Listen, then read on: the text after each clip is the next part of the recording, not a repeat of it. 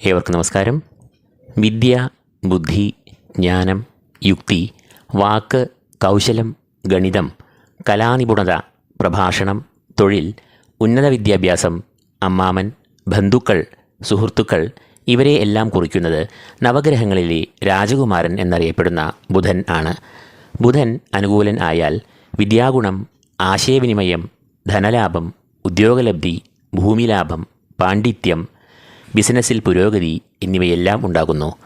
എന്നാൽ ബുധൻ പ്രതികൂലനായാൽ അത് ആശയക്കുഴപ്പങ്ങൾ, അലസത, തീരുമാനങ്ങൾ എടുക്കുവാൻ കാലതാമസം, അതുകൊണ്ട് ഉണ്ടാകുന്ന പരാജയങ്ങൾ എന്നിവയെയും സൃഷ്ടിക്കാം. കൂടാതെ ആകുലത, മാനസിക സംഘർഷങ്ങൾ, അമിതമായ ടെൻഷൻ, ഉറക്കമില്ലായ്മ എന്നിവയും ബുധൻ പ്രതികൂലനായാൽ വന്ന് ഭവിക്കാം. ബുധൻ ഫെബ്രുവരി 27 മീനം രാശിയിൽ പ്രവേശിക്കും. മീനം എന്നത് ബുധൻ്റെ നീചരാശി ആകുന്നു. ഏത് ഗ്രഹവും തൻ്റെ നീചക്ഷേത്രത്തിൽ സഞ്ചരിക്കുമ്പോൾ ദുർബലൻ ആകും. തൽഫലമായി ഫലദാനശേഷി കുറയുകയും ദോഷം കൂടുകയും ചെയ്യും. ഇത്തവണത്തെ ബുധൻ്റെ രാശിമാറ്റത്തിന് അസാധാരണമായ ഒരു പ്രത്യേകതയും ഉണ്ട്. ഫെബ്രുവരി 27 തൻ്റെ നീചരാശിയായ മീനത്തിൽ പ്രവേശിക്കുന്ന ബുധൻ തുടർന്ന് മെയ് 7 വരെയും, അതായത് 70 ദിവസങ്ങൾ നീചരാശിയിൽ സഞ്ചരിക്കും. സാധാരണ 27 അല്ലെങ്കിൽ 28 ദിവസത്തോളം ഒരു രാശിയിൽ സഞ്ചരിക്കുന്നിടത്താണ് ഈ 70 ദിവസങ്ങൾ ബുധൻ സഞ്ചരിക്കുന്നത് എന്നത് ഓർക്കുക. ബുധൻ്റെ ഈ നീചരാശിയിലുള്ള ഈ നീണ്ടകാലത്തെ സഞ്ചാരം ചിലരെ പ്രതികൂലമായി ബാധിക്കാം. എന്നാൽ മറ്റു ചിലർക്ക് ഗുണങ്ങളെയും നൽകാം. 12 കൂറുകാരെയും അതിലെ നക്ഷത്രജാതരെയും ബുധൻ്റെ ഈ സഞ്ചാരം എങ്ങനെ ബാധിക്കുന്നുവെന്നാണ് ഇവിടെ വിശദമായി നാം വിശകലനം ചെയ്യുന്നത്. ആദ്യമായി മേടക്കൂർ. അശ്വതി, ഭരണി, കാർത്തിക, കാൽ എന്നീ നക്ഷത്രങ്ങളാണ് ഈ കൂറിൽ വരുന്നത്. മേടക്കൂറുകാരുടെ 12ാം ഭാവത്തിലാണ് ബുധൻ ഫെബ്രുവരി 27 പ്രവേശിക്കുക. ഇതേ ഭാവത്തിൽ രാഹുവും ഇപ്പോൾ നിൽക്കുന്നുണ്ട്. 12ാം ഭാവം എന്നത് ചെലവിൻ്റെ ഭാവം ആകുന്നു. 12ൽ കൂടി ബുധൻ സഞ്ചരിക്കുമ്പോൾ പ്രതികൂലമായ ഫലങ്ങൾ അനുഭവത്തിൽ വരും. പ്രധാനമായും അപ്രതീക്ഷിതമായ ചിലവുകൾ ഉണ്ടാകും. അനാരോഗ്യം, മാനസികമായും ശാരീരികമായും ഉള്ള വൈഷമ്യങ്ങൾ, രോഗങ്ങൾ എന്നിവയ്ക്ക് ഏറെ സാധ്യത ഇക്കാലത്ത് ഉണ്ടാകും. ബുധൻ എന്നത് മേടക്കൂറുകാരുടെ 3ാം ഭാവാധിപനും 6ാം ഭാവാധിപനും ആകുന്നു. ബന്ധുമിത്രാദികളെയും സഹോദരന്മാരെയും കുറിക്കുന്ന ഈ ഭാവത്തിൻ്റെ അധിപൻ നീചരാശിയിൽ പ്രവേശിക്കുന്നതിൻ്റെ ഫലമായി ഈ കൂറുകാർക്ക് ബന്ധുവിരോധം, ബന്ധുക്കളുമായി വാക്തർക്കങ്ങൾ, മാനസികമായ അകൽച്ച, അഭിപ്രായ ഭിന്നതകൾ, കലഹം എന്നിവയെല്ലാം വന്ന് ഭവിക്കാം. കൂടാതെ ബുധൻ മേടക്കൂറുകാരുടെ 6ാം ഭാവാധിപനും ആകുന്നു. കടങ്ങൾ, രോഗദുരിതങ്ങൾ, ശത്രുക്കൾ എന്നിവയെ എല്ലാം കുറിക്കുന്ന 6ാം ഭാവത്തിൻ്റെ അധിപൻ ബലഹീനൻ ആകുമ്പോൾ അത് അനാരോഗ്യം, രോഗം, ശത്രുശല്യം, ധനനഷ്ടം എന്നിവയെയും വരുത്തിവെക്കാം. ശാരീരികവും മാനസികവുമായ ചില ക്ലേശങ്ങളും മനസ്സംഘർഷങ്ങളും ഈ സമയത്ത് വന്നുകൂടാം. അതുകൊണ്ട് തന്നെ ഈ കൂറുകാർ ഒരു ശ്രദ്ധ ധനവിനിയോഗത്തിലും മറ്റും പുലർത്തണം. 12ൽ രാഹുവും അനിഷ്ടനായി നിലകൊള്ളുന്നു എന്നതിനാൽ രോഗദുരിതം, സാമ്പത്തികമായ പ്രതിസന്ധികൾ, ധനനഷ്ടം എന്നിവയ്ക്ക് ഏറെ സാധ്യത ഇക്കാലത്ത് ഉണ്ടാകുമെന്ന് അറിയുക. രണ്ടാമതായി ഇടവക്കൂർ. കാർത്തിക, മുക്കാൽ, രോഹിണി, മകയിരം, ആദ്യ പകുതി എന്നീ നക്ഷത്രങ്ങളാണ് ഈ കൂറിൽ വരുന്നത്. ഇടവക്കൂറുകാരുടെ സർവാഭീഷ്ടസ്ഥാനം എന്ന് അറിയപ്പെടുന്ന 11ാം ഭാവത്തിലാണ് ബുധൻ പ്രവേശിക്കുക. സർവാഭീഷ്ടസ്ഥാനത്ത് ബുധൻ സഞ്ചരിക്കുന്നത് വളരെ അനുകൂലമായ ഫലങ്ങളെ നൽകും. 11ൽ സഞ്ചരിക്കുന്ന ബുധൻ സർവകാര്യ വിജയം, അഭീഷ്ടസിദ്ധി, മുടങ്ങിക്കിടന്ന സംരംഭങ്ങൾക്കും ആശയങ്ങൾക്കും പുത്തൻ ഉണർവ് എന്നിവയെ നൽകും. ഇവർ തുടങ്ങിവെക്കുന്ന ഏത് പ്രവൃത്തിയും ലക്ഷ്യം കൈവരിക്കുകയും ചെയ്യും. കൂടാതെ ഭാഗ്യവർദ്ധനവ്, ഈശ്വരകടാക്ഷം, ഗുരുത്വം എന്നിവയും ബുധൻ 11ാം ഭാവത്തിൽ കൂടി സഞ്ചരിക്കുമ്പോൾ അനുഭവത്തിൽ വരും. ബുധൻ എന്നത് ഈ കൂറുകാരുടെ 2ാം ഭാവാധിപനും 5ാം ഭാവാധിപനും ആകുന്നു. 2ാം ഭാവം എന്നത് ധനസ്ഥാനമെന്നും വാക്സ്ഥാനമെന്നും അറിയപ്പെടുന്നു. 2ാം ഭാവാധിപൻ അനുകൂല ഭാവത്തിൽ സഞ്ചരിക്കുമ്പോൾ അത് ആ ഭാവത്തിന് പുഷ്ടിയെ നൽകും. തൽഫലമായി സാമ്പത്തികമായ പുരോഗതി, അഭിവൃദ്ധി, ധനാഗമം എന്നിവ ഉണ്ടാകും.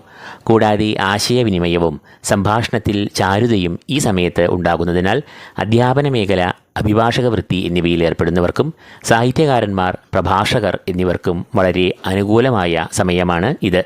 5-ാം ഭാവാധിപൻ ഇഷ്ടഭാവത്തിൽ സഞ്ചരിക്കുമ്പോൾ അത് സന്താനങ്ങൾക്ക് വിദ്യാപുരോഗതി, സന്താനക്ഷേമം, സൗഖ്യം എന്നിവയെയും പ്രദാനം ചെയ്യും. കൂടാതെ ബുദ്ധി, ഏകാഗ്രത, ഉപാസനാമൂർത്തികളുടെ അനുഗ്രഹം എന്നിവയെല്ലാം ഈ സമയത്ത് ഈ കൂറുകാർക്ക് അനുഭവത്തിൽ വരും.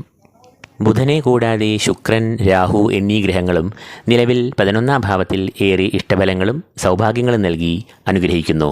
ശുക്രൻ തൻ്റെ ഉച്ചക്ഷേത്രമായ മീനത്തിൽ തന്നെയാണ് സഞ്ചരിക്കുന്നത് എന്നതിനാൽ ഈ കൂറുകാർക്ക് നേട്ടങ്ങളെ പൂർണ്ണമായ അളവിലും നിറവിലും ശുക്രൻ നൽകുന്നു.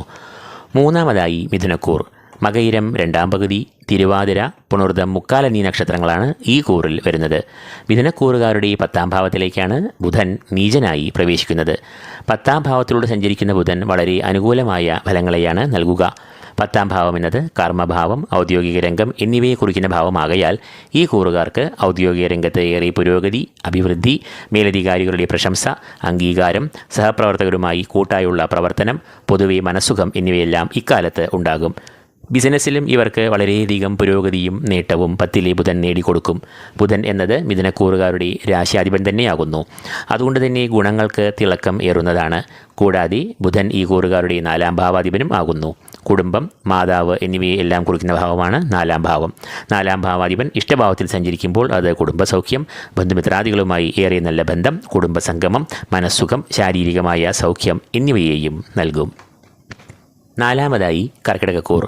പുണർദം, കാൽ, പൂയം, ആയില്യം എന്നീ നക്ഷത്രങ്ങളാണ് ഈ കൂറിൽ വരുന്നത്. കർക്കിടകക്കൂറുകാരുടെ 9-ാം ഭാവത്തിലേക്കാണ് നീചനായി ബുധൻ പ്രവേശിക്കുകയും തുടർന്ന് 70 ദിവസങ്ങളോളം സഞ്ചരിക്കുകയും ചെയ്യുക. 9-ാം ഭാവത്തിലൂടെ ബുധൻ സഞ്ചരിക്കുന്നത് പ്രതികൂലമായ ഫലങ്ങളെയാണ് നൽകുക.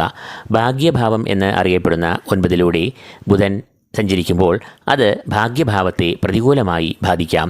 അതായത് ഭാഗ്യത്തിന് ഭംഗം വരുത്താം, കർമ്മവിഘ്നം, തടസ്സം, കാര്യപരാജയം എന്നിവ നേരിടാം. കഠിനമായ അധ്വാനം ചെയ്താലും അതിന് ഫലം നാമമാത്രമായി കിട്ടൂ. 9-ലൂടെ ബുധൻ സഞ്ചരിക്കുമ്പോൾ അത് ഈശ്വരകടാക്ഷം, ഗുരുപുണ്യം എന്നിവയ്ക്കും മറവ് വരുത്താം. ബുധൻ എന്നത് കർക്കിടകക്കൂറുകാരുടെ 3-ാം ഭാവാധിപനും 12-ാം ഭാവാധിപനും ആകുന്നു. സഹോദരന്മാർ, ബന്ധുമിത്രാദികൾ എന്നിവരെ കുറിക്കുന്ന 3-ാം ഭാവത്തിലൂടെ ബുധൻ നീചത്വം സംഭവിച്ച് സഞ്ചരിക്കുമ്പോൾ അത് ബന്ധുമിത്രാദികളുമായി അസ്വാരസ്യങ്ങൾ, വാക്തർക്കങ്ങൾ, അകൽച്ച എന്നിവയ്ക്ക് കാരണമാകാം. ബന്ധുമിത്രാദികൾ ശത്രുക്കളായി മാറുന്ന ഒരു അവസ്ഥ വരെ സംജാതമാകാം. കൂടാതെ ബുധൻ ഈ കൂറുകാരുടെ 12-ാം ഭാവാധിപനും ആകയാൽ ഈ സമയത്ത് ഇവർക്ക് രോഗദുരിതങ്ങൾ, അലച്ചിൽ, ധനപരമായ പ്രതിസന്ധികൾ, ധനക്ലേശം, ധനനഷ്ടം എന്നിവയ്ക്കെല്ലാം ഏറെ സാധ്യത ഉണ്ട്. ഈ സമയത്ത് പുതിയ സംരംഭങ്ങൾ തുടങ്ങുന്നത് വളരെ ശ്രദ്ധയോടെ ചെയ്തില്ലെങ്കിൽ അത് കഷ്ടനഷ്ടങ്ങളിൽ കലാശിക്കാനും സാധ്യത ഏറെയാണ് എന്ന് അറിയുക. 5-ാമതായി ചിങ്ങക്കൂർ. മകം, പൂരം, ഉത്രം, കാൽ എന്നീ നക്ഷത്രങ്ങളാണ് ഈ കൂറിൽ വരുന്ന നക്ഷത്രങ്ങൾ. ചിങ്ങക്കൂറുകാരുടെ 8-ാം ഭാവത്തിലാണ് ബുധൻ പ്രവേശിക്കുക. 8-ാം ഭാവം എന്നത് ആയുർഭാവം എന്ന് അറിയപ്പെടുന്നു. 8-ാം ഭാവത്തിലൂടെ ബുധൻ സഞ്ചരിക്കുമ്പോൾ അത് ശാരീരികമായ സൗഖ്യം, മാനസികമായ സംതൃപ്തി, രോഗമുക്തി, ആരോഗ്യം, കുടുംബത്തിൽ ക്ഷേമം, സൗഖ്യം എന്നിവയെ എല്ലാം പ്രദാനം ചെയ്യുന്നു. ബുധൻ ഈ കൂറുകാരുടെ 2-ാം ഭാവാധിപനും 11-ാം ഭാവാധിപനും ആകുന്നു. അതുകൊണ്ട് തന്നെ ഇവർക്ക് സാമ്പത്തികമായ പുരോഗതി, കടങ്ങളിൽ നിന്നും മോചനത്തിനുള്ള വഴികൾ, കാര്യവിജയം, അഭീഷ്ടസിദ്ധി എന്നിവയെല്ലാം കൈവരും. ബിസിനസ്സിലും വളർച്ചയും ലാഭവും ഇവർക്ക് വർദ്ധിക്കും. എന്നാൽ അഷ്ടമത്തിൽ രാഹുവും സൂര്യനും പിന്നീട് ശനിയുമായി ബുധന് യോഗം വരുന്നു എന്നതും ഇവർക്ക് ദോഷഫലങ്ങളെയും നൽകാമെന്ന് അറിയുക. കാരണം അഷ്ടമത്തിൽ ബുധൻ ഒഴിച്ച് സൂര്യൻ, ശനി, രാഹു എന്നീ 3 ഗ്രഹങ്ങളും അനിഷ്ടഫലങ്ങളെയാണ് നൽകുക.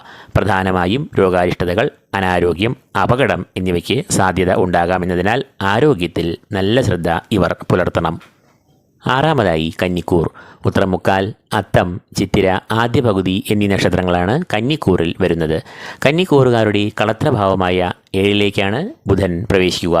കളത്രഭാവമായ 7-ൽ ബുധൻ സഞ്ചരിക്കുന്നത് പ്രതികൂലമായ ഫലങ്ങളെ നൽകാം. അത് ദമ്പതികൾ തമ്മിൽ ചില സ്വാരസ്യങ്ങൾ, മാനസികമായ സംഘർഷങ്ങൾ, ടെൻഷൻ എന്നിവയെ ഉണ്ടാക്കാം. പാർട്ണർഷിപ്പ് ബിസിനസ്സിലും ചില പ്രശ്നങ്ങൾ ഈ സമയത്ത് ഉടലെടുക്കാം. ശത്രുക്കളും ഈ സമയത്ത് മാനസികമായ സംഘർഷങ്ങളെ വർദ്ധിപ്പിക്കാം. 7-ലെ ബുധൻ കൂട്ടായ സംരംഭങ്ങൾക്കും കഷ്ടനഷ്ടങ്ങൾ വരുത്തിവെക്കാം. ഈ സമയത്ത് ചതി, വഞ്ചന എന്നിവയിലൂടെ ധനം നഷ്ടപ്പെടാനുള്ള സാധ്യതയും ഏറെയാണ്. ബുധൻ ഈ കൂറുകാരുടെ ജന്മരാശിയാധിപനും കർമ്മഭാവാധിപനും ആകുന്നു.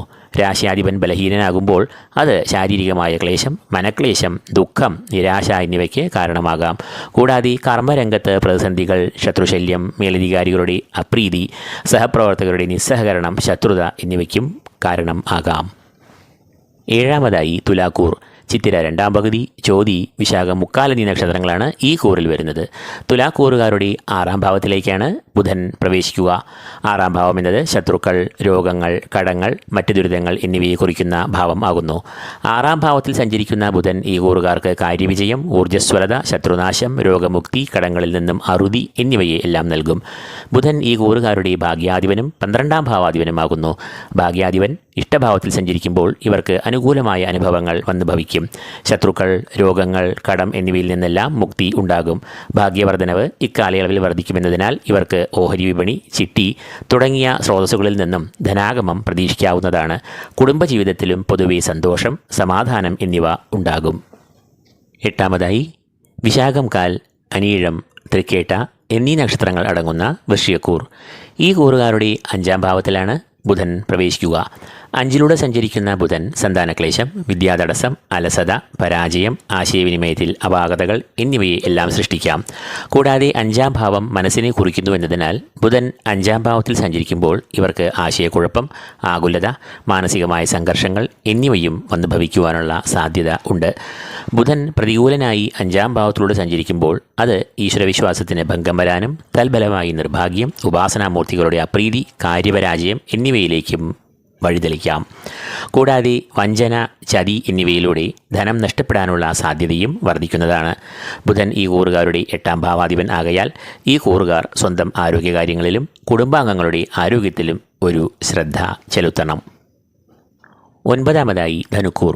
മൂലം, പൂരാടം, ഉത്രാടം, കാൽ എന്നീ നക്ഷത്രങ്ങളാണ് ഈ കൂറിൽ വരുന്നത്. ധനുക്കൂറുകാരുടെ 4ാം ഭാവത്തിലേക്കാണ് ബുധൻ പ്രവേശിക്കുക.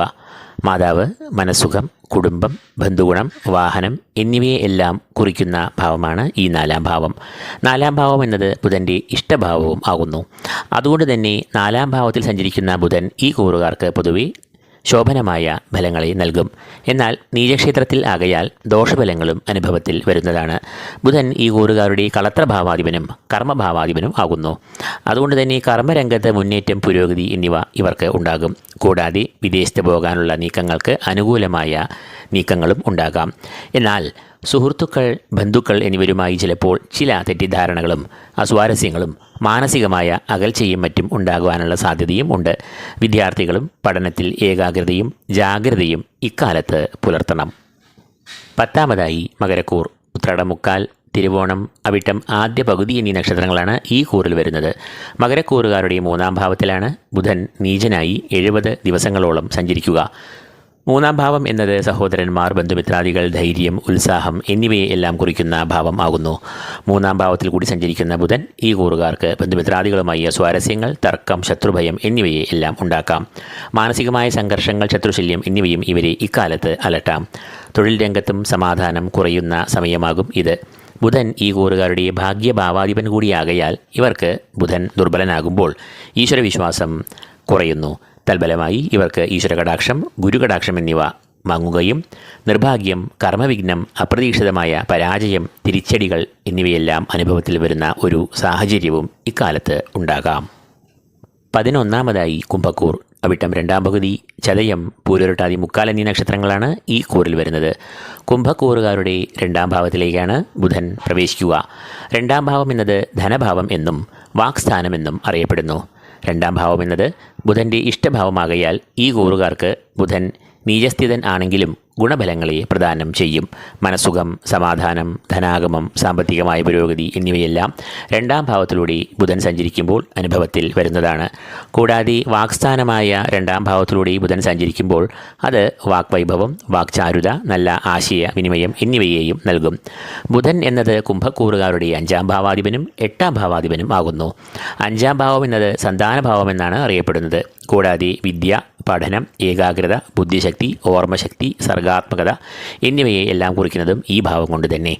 5ാം ഭാവാധിപൻ ഇഷ്ടഭാവത്തിൽ സഞ്ചരിക്കുമ്പോൾ അത് വിദ്യാഗുണം, പഠനത്തിൽ മികവ്, ഏകാഗ്രത എന്നിവയെ നൽകും. മികച്ച ആശയവിനിമയവും സംഭാഷണത്തിൽ ചാരുതയും ഇവർക്ക് ഇക്കാലയളവിൽ ഉണ്ടാകുന്നതാണ്. 12ാമതായി മീനക്കൂർ. പൂരുരുട്ടാതികാൽ, ഉത്തരട്ടാതി, രേവതി എന്നീ നക്ഷത്രങ്ങളാണ് ഈ കൂറിൽ വരുന്നത്. മീനക്കൂറുകാരുടെ ജന്മത്തിൽ അഥവാ 1ാം ഭാവത്തിലേക്കാണ് ബുധൻ പ്രവേശിക്കുകയും തുടർന്ന് 70 ദിവസക്കാലം സഞ്ചരിക്കുകയും ചെയ്യുക.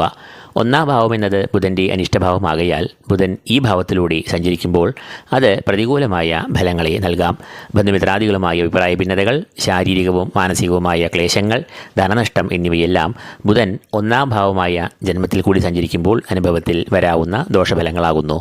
കാലതാമസം, കാര്യപരാജയം, കർമ്മവിഘ്നം എന്നിവയ്ക്കും ഈ സമയത്ത് സാധ്യത ഏറെയാണ്. ബുധൻ എന്നത് ഈ കൂറുകാരുടെ 4ാം ഭാവാധിപനാകയാൽ കുടുംബത്തിൽ ഒരു സുഖക്കുറവ്, കുടുംബാംഗങ്ങൾക്ക് ശാരീരികമായ ക്ലേശങ്ങൾ, മാനസികമായ സംഘർഷങ്ങൾ എന്നിവ അനുഭവപ്പെടാം. ഈ കൂറുകാരുടെ കളത്ര ഭാവാധിപനും ബുധൻ ആകുന്നു എന്നതിനാൽ ജീവിത പങ്കാളിയുമായി ചില അഭിപ്രായ ഭിന്നതകൾ, മാനസികമായ അകൽച്ച, വാക്തർക്കം എന്നിവയ്ക്കും സാധ്യത കാണുന്നു. അപ്പോൾ ഫെബ്രുവരി 27-ാം തീയതി മുതൽ ബുധൻ തൻ്റെ നീചരാശിയായ മീനത്തിൽ സഞ്ചരിക്കുന്നതിൻ്റെ ഫലമായി മേടം, കർക്കിടകം, കന്നി, വൃശ്ചികം, മകരം, മീനം എന്നീ 6 കൂറുകാർക്കും അതിലെ നക്ഷത്രജാതർക്കും പ്രതികൂലമായ ഫലങ്ങളെ നൽകാം. മറ്റ് 6 കൂറുകാർക്ക് ബുധൻ്റെ ഈ സഞ്ചാരം ഗുണഫലങ്ങളെയും നൽകാം. ബുധൻ നീചനാകുമ്പോൾ ദോഷഫലങ്ങൾക്ക് കാഠിന്യം കൂടുന്നു. ബുധൻ പ്രധാനമായും വിദ്യാഭ്യാസം, സന്താനം, പഠനം, ബുദ്ധിശക്തി, ഓർമ്മശക്തി, സംഭാഷണം, അധ്യാപനം, അഭിഭാഷക മേഖല, കച്ചവടം, സാഹിത്യം, ഭാഷണം എന്നിവയുടെ എല്ലാം കാരകത്വം വഹിക്കുന്നു എന്നതിനാൽ ഈ മേഖലകളിലാണ് പ്രധാനമായും പ്രതികൂലാവസ്ഥയും ദോഷവും വന്ന് ഭവിക്കുക. ബുധൻ നീചനാകുമ്പോൾ ദോഷങ്ങൾക്ക് കാഠിന്യം കൂടുന്നു എന്നതുപോലെ തന്നെ ശുഭകരമായ ബലങ്ങൾക്ക് തിളക്കം കുറയുകയും ചെയ്യാം. ഓരോരുത്തരുടെയും ഗ്രഹനിലയിലുള്ള ബുധൻ്റെ ഭാവബലം, ശുഭയോഗം, പാപയോഗം, ക്ഷേത്രബലം എന്നിവയ്ക്കനുസരിച്ച് പറഞ്ഞ ഫലങ്ങളിൽ ഏറ്റക്കുറച്ചിലുകൾ വരാം. ബുധനെ കൂടാതെ ഇതേ ഭാവത്തിൽ രാഹുവും സ്ഥിതി ചെയ്യുന്നത് ദോഷഫലങ്ങൾക്ക് തീവ്രത വർദ്ധിപ്പിക്കുന്നു. ഈ വീഡിയോ നിങ്ങൾക്ക് ഉപകാരപ്രദമായെങ്കിൽ ഈ ചാനൽ ലൈക്ക് ചെയ്യുക. കൂടാതെ ഈ ചാനൽ സബ്സ്ക്രൈബ് ചെയ്യാത്തവർ സബ്സ്ക്രൈബ് ചെയ്യുക. ഏവർക്കും ഈശ്വരകടാക്ഷങ്ങൾ നേർന്നുകൊണ്ട് നിർത്തുന്നു. നന്ദി, നമസ്കാരം.